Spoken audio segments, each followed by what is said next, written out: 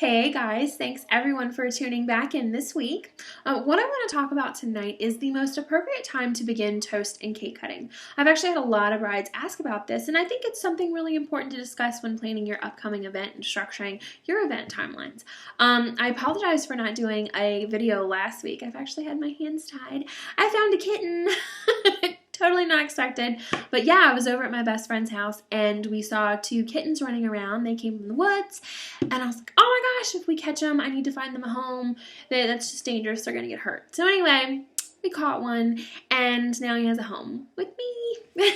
His name is Louie. I'll show you guys. Say hi, Louie. Hi. He's passed out. He's exhausted. Yeah, I'm so smitten with this cat. It's not even funny. He's adorable. So, again, what I want to talk about, best time to do toast and cake cutting. For me, as a rule of thumb, between 8 and 8:30 is my target time to start toast and cake cutting. If for later evening weddings, if I have to start at 9, that's fine. Of course, we'll adjust with that. But, as a rule of thumb, between 8 and 8:30. There's a couple really good reasons why. First reason is going to be, you have to remember, this has been a really long day for your grandparents and your aunts and uncles. They're traveling, most of the time great distances to come and see you guys, and they're tired. And as a rule of thumb, they're waiting for this, and then they like to split. Just kind of the way that it is. So it's really important that you kind of consider them when structuring your event timeline as well. So I like to do, again, between 8 and 8:30, and that's reason number one. Reason number two is also, you're going to find that your grandparents, aunts, and uncles, they're going to leave after we do the toast and cake cutting.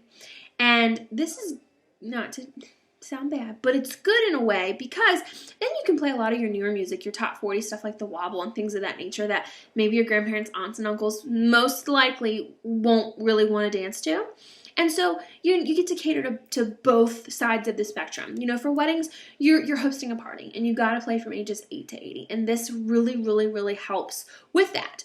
So it's good to plan your event with 2 dance sessions. We like to do one after dinner.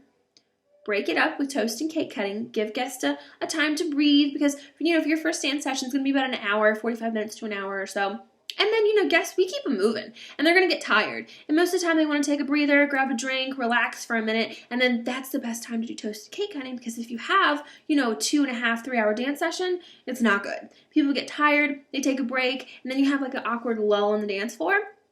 And it makes the event seem not as upbeat as it normally would, if that makes sense. So we use this as an icebreaker and just a nice transition period to give guests a minute to breathe, relax, cool off, and then we'll come back out for the second dance session where we'll play some newer stuff that your grandparents, aunts, and uncles may not like as much, but you and your friends want to listen to it, and then they can scoot.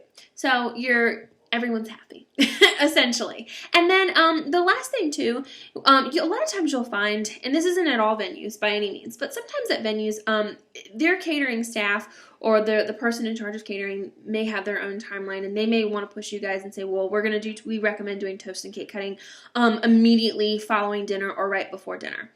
And I'm going to tell you, the reason for that being is because they have staff, and if they can get everything that they need to get done for the event done early, they like to send some of their staff members home. So it's just to check off their list, get everything done. And, they don't have the entertainment aspect in mind. And that's fine because they don't really have to. But for me, it's not good because if you get it done in the beginning, you have a lot of times where guests are found standing or sitting or waiting. If you figure, for the ceremony, sometimes, bravo to these guests, they get there 30 minutes early or so they're waiting. They're sitting for, 20 minutes or so for your ceremony. Then cocktail hour is another hour, so that's about 2 hours right there. Then you've got dinner, which is another hour. So that's about 3 hours of just kind of sitting or standing just and socializing. Not a whole lot going on. And they get bored. So it's really important.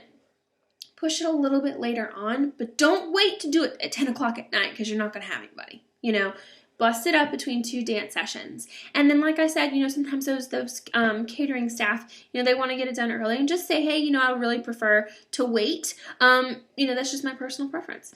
And you don't have to explain all of the nitty-gritty details, of course. But, that's why I think it's really important to do your toast and cake cutting at that time and not get it done in the beginning because, again, guests get bored and they've been sitting for a long period of time. wait and use it as a tool later to divide up those dance sessions so you don't have a long, maybe potentially awkward lull where guests are cooling off and things of that nature. So thank you guys so much again for tuning back in. I hope you found this video helpful. Please like our page, like the video, comment, let me know what you thought, or if you've got an idea or a topic that you'd like me to discuss, let me know. I'm happy to do it. Thanks so much again for tuning in, and I look forward to seeing you guys next week. Bye!